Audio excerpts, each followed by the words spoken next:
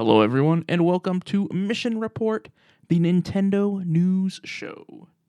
This is episode number 9. My name is James, and today I have only 4 different items to discuss with you. The first thing that I want to talk about is the Pokemon Presents, the 30th anniversary presentation that they had last Friday, so about 5 days ago. The whole presentation was about 25 minutes, and they said a lot of stuff. Nothing in there was really too crazy for me, but I'm going to run down each item. The first thing that they mentioned was the Pokemon Red and Blue music player, which has 45 different cartridges and is designed to look like a little Game Boy, and it can play all of the music from Pokemon Red and Blue that was originally on the Game Boy. I think this is pretty cool. I'm probably not going to be getting one. I didn't actually ever play Pokemon Red and Blue on the Game Boy. My first Pokemon game would have been Pokemon Gold. So, next they talked about the Pokemon World Championships event, which is going to be August 28th through 30th. There's some new 30th anniversary edition Pokemon cards coming for the trading card game. They announced a whole bunch of different updates for all of their different mobile apps. So Pokemon Go, Pokemon Masters EX, Pokemon Cafe, Pokemon Sleep, and Pokemon Unite, and even Pokemon TGC Pocket. So if you're interested in any of those games, make sure to look up what the different updates for all of those are. Next, they announced that Pokemon XD Gale of Darkness is going to be coming to Nintendo Switch through Nintendo Switch Online. This game originally came out on the Nintendo GameCube in 2005, so it's cool to see Nintendo bringing the game forward in this way. The next thing that they talked about was Pokemon Fire Red and Leaf Green coming to Nintendo Switch. This one, I think, was supposed to be announced at this show, but something happened and it ended up getting announced early. So this probably would have been the most exciting thing of the show for me. So it's a little bit disappointing that they kind of spoiled that part of the show. Pokemon Champions, which is the online battle game that I think you can take on the aesthetic of a whole bunch of different Pokemon games, is coming out this April. Pokemon Legends ZA is getting some paid DLC that I think is available now. They showed 4 more minutes of Pokemon Pokopia. And then finally, this is probably the highlight of the show for most people. They unveiled the 10th generation of Pokemon, and it's called Pokemon Winds and Waves. It's going to be coming out in 2027, and we don't really know a whole lot at this time, but we did get to see the 3 different starters, and they are Brout, Pombon, and Gekwa. I don't know if I'm saying those right. I hope I am. As for me, I'm going to probably be going with Pombon on that game. I always go fire. So, yeah, that was it from the Pokemon 30th anniversary event. But then, the next thing that I want to talk about is that Nintendo had an event this morning called the Indie World Showcase. This event was about 18 minutes long. They live streamed the whole thing. I watched it after I got home from work. And I think I already said they showed 18 different games in about 18 minutes. So that's pretty good. I'm going to go through I'm going to list, I'm not going to say what every single game is, or like what kind of game it is and stuff. I'm going to go through, I'm going to say the name of the game and when it's coming out. And then I did highlight a couple games that look pretty interesting to me that I do want to talk about. So, Blue Prince Mini Shoot Adventures, and Rotwood. All three of those games are available today. Dead Zone Rogue is available March 17th. The Midnight Walk comes out March 26th. Outbound comes out April 23rd. Oh God. I should have practiced this beforehand. Inconveni, One Store, Many Stories comes out April 30th. Mixtape comes out May 7th.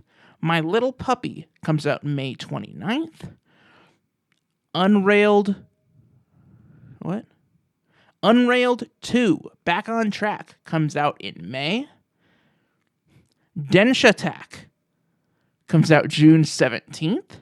Ratatan comes out July 16th. Toem 2, Wudo, Heave Ho 2, and Grave Seasons all come out this summer. Blighted comes out this fall. And then Moonlighter 2, The Endless Vault, is coming out later this year.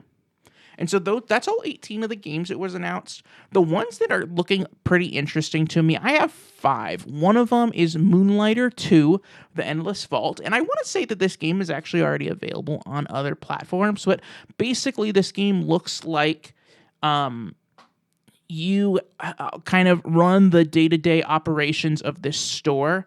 And then in the evenings, you moonlight as a dungeon crawler, and it has a roguelite dungeon crawler mode that looks pretty interesting to me. The next one is Wudo. This one is like a 3D coloring puzzle game where you were presented with a 3D kind of structure that's all in black and white, and then you slowly add objects into it and add color to them, and as you're doing that, the image or the structure will kind of come to life, and it'll start being animated and colorful, and it looks fun. It looks like a nice little Zen game. The next one that I wrote down that I want to check out is the Mini Shoot Adventures. And this one is a twin-stick shooter, and this one's available today, so I might be trying out this one pretty soon. And I don't have a lot of experience with twin-stick shooters. Ooh, excuse me. But this one looks interesting, and it seems like they put a lot of care into this game, and I do know that Nintendo is pretty selective about the games that they choose to show at these events, and so I think that's reasons to believe that this game is going to be pretty good. Next is the next one that I'm interested in is Dead Zone Rogue, which comes out March 17th, and this one is a sci-fi rogue-like first-person shooter. And so there's quite a bit going on there. I'm a sucker for roguelikes. I'm also a sucker for anything sci-fi.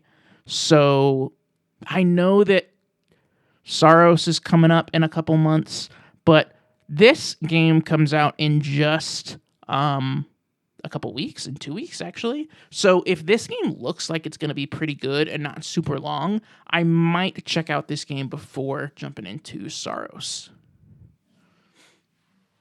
And then finally, the obvious one, the one that they closed the show with, Blueprints. And I played a tiny bit of this game on PS Plus when it first came out. I don't know that I would probably buy it on Switch if I wanted to go I do want to go back to it at some point. So when I want to go back to it, I will probably start a new game on PlayStation since I can already play it there. But this game was really cool. I really like first-person puzzle games. Oh, excuse me. I'm burping a lot. And I also really like roguelikes, as I've already said. Let's see. I think 3 of the 4 games maybe 3 of the 5 games that I'm looking forward to from this event are all roguelikes, which maybe that just says a lot about me. But I do think that the way that the art style is in this game and kind of the simplicity and the structure of it make this game really great to probably pick up on Switch in a couple different ways. One is that the room and the run, like the repeated run structure of it, I think makes it a really good just kind of grab and go game, or just like a pick up and play game. And then also from what I can remember, this game's not super technically advanced, so it should have no problem running perfectly on the Switch 2. And guys, that is all from the Nintendo Indie World Showcase from earlier today. Only a couple more things to talk about real quick. One of them is that there are new additions to Nintendo Music. Some of the music from Kirby Air Riders is landing in there. Kirby Air Riders is a brand new game that is on Nintendo Switch 2. It came out just last year in 2025. I haven't checked out Kirby Air Riders. I also didn't check out any of the tracks in Nintendo Music. But there's probably a whole bunch of stuff in there. And I'm sure the music is great. I feel like most of the music in Nintendo published games is usually really good. And then finally, number 4, Pokemon Pokopia reviews are in. It is currently sitting at an 88 on Metacritic, which that doesn't really make me want to play it or not play it. I didn't really care what the reviews were, but the reviews have generally been saying that the game is very faithful to Pokemon, while really taking the Pokemon IP into a place that it's never really been before. There are comparisons to Animal Crossing and other kind of like town building games, and I think even like Viva Pinata. And so all of that really does interest me quite a bit. Let's see. Today's the 3rd. This game's not even out yet. I don't get games early, so I haven't checked it out yet, obviously. I think I will be getting this game when it comes out, and so I might be posting a video on it sometime next week if I feel like it. But I know my wife is interested in this game too, and so there's also a pretty good chance that we're going to go ahead and buy this game, and then she's just going to start playing it. And then there would be no video about it. But Pokemon Pokopia is coming out in 2 days. I'm looking forward to it. I think it looks really nice and kind of cozy. I have been playing Stardew Valley lately, so I'm hoping it doesn't compete with Stardew Valley in my attention space too much, but I won't really know any of that until next week. Guys, that is all that I have for today. In the comment section, please let me know what you think about these things I talked about. What do you like about the 2 shows we talked about, the Pokemon Presents 30th Anniversary or the Nintendo Indie World Showcase? What do you want to see in Nintendo Music? And are you going to be checking out Pokemon Pokopia this weekend? As always, thanks for watching, and I will see you next mission.